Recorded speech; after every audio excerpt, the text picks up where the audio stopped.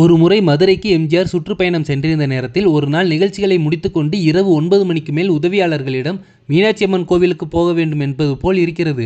அங்கு ஒரு வேலை இருக்கிறது. இப்போது கூட்டம் குறைவாக இருக்கும், பக்தர்களுக்கும் இடைஞ்சல் இருக்காது என்று சொன்னார். போலீஸ் அதிகாரிகளையும் வரவேண்டாம் என்று சொல்லிவிட்டார். கோவில் அதிகாரிகளுக்கு மட்டும் முன்கூட்டியே தகவல் தெரிவித்ததுடன் தனது வருகை யாருக்கும் தெரிய வேண்டாம் என்றும் எம்ஜிஆர் கேட்டுக்கொண்டு விட்டார். கோவிலுக்கு சென்ற எம்ஜிஆர் நிர்வாக அதிகாரிகள் வரவேற்றனர்.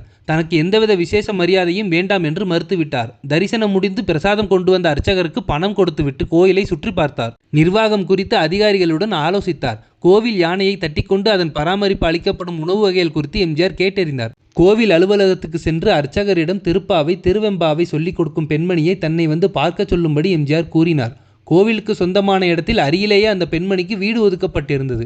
அவருக்கும் முன்கூட்டியே தகவல் தெரிவிக்கப்பட்டிருந்தது. புகார்கள் குறித்து விசாரிக்கத்தான் முதல்வர் எம்ஜிஆர் அழைக்கிறார் என்று அந்த பெண்மணிக்கு தெரிந்துவிட்டது. பயத்தில் கோவில் அலுவலகத்துக்கு அழுது கொண்டே வந்தார் அந்த பெண்மணி. எம்ஜிஆர் அவரை உட்காரச் சொன்னார். ஆனால் அந்த பெண் தொடர்ந்து விக்கி விக்கி அழுதபடியே நின்றார். மீண்டும் எம்ஜிஆர் வலியுறுத்தி சொன்னதும் உட்கார்ந்து விட்டார். அவரிடம் எம்ஜிஆர் கனிவுடன், அழாதேம்மா, தப்பு உங்கள் பேரில் தானே உள்ளது. உங்கள் தாயார் இந்த பணியை எவ்வளவு சிறப்பாக செய்தார். நீங்களும் அதேபோல் பணியாற்றுவீர்கள் என்று நம்பித்தானே உங்களுக்கு அந்த பொறுப்பை கொடுத்திருக்கிறார்கள்.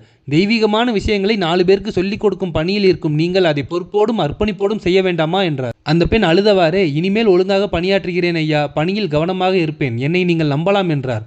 உங்களை நம்புகிறேன், கவனமாக பணியாற்றுங்கள். நான் அழைத்ததும் வந்ததற்கு நன்றி, நீங்கள் போகலாம் என்றார். அதன் பின்னர் அந்த பெண்மணி ஈடுபாட்டோடு பணி செய்தார். எம்ஜிஆர் நினைத்திருந்தால் அந்த பெண்ணை வேலையை விட்டே நீக்கியிருக்கலாம், அல்லது அறநிலையத்துறை அதிகாரிகளிடம் மூலம் நடவடிக்கை எடுக்க சொல்லியிருக்கலாம். மதுரை வந்தபோது தானே நேரில் கோவிலுக்கு சென்று அந்த பெண்மணியை அழைத்து அறிவுரை வழங்கினார். அதற்கு அந்த பெண்மணியின் குடும்ப சூழ்நிலையை அறிந்து வைத்திருந்த எம்ஜிஆரின் மனிதாபிமானம்தான் காரணம்.